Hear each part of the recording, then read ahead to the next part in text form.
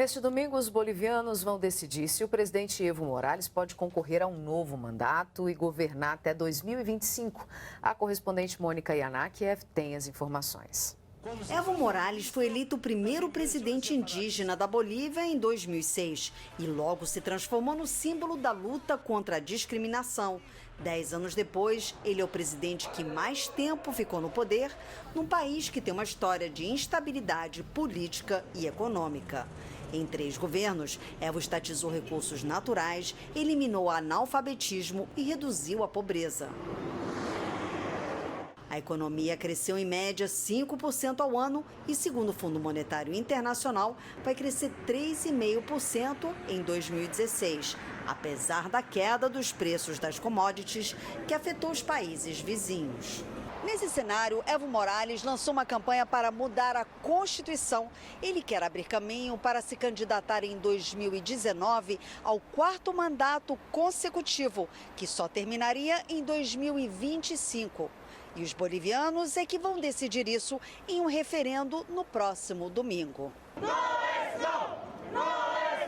Para a oposição, a falta de renovação política é um sinal de autoritarismo. Os oposicionistas pedem aos bolivianos que digam não à tirania. Hoje lhe diremos não à tirania. Às vésperas da votação, 6 pessoas morreram num protesto.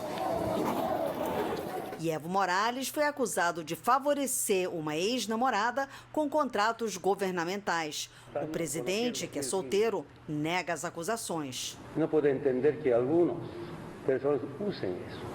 Evo já aposta na vitória no domingo, mas segundo as últimas pesquisas de opinião, ela não está assegurada.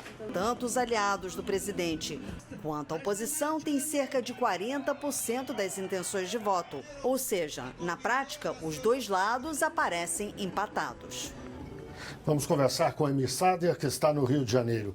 Emir, boa noite. O que significa esse empate nas pesquisas sobre o referendo de domingo?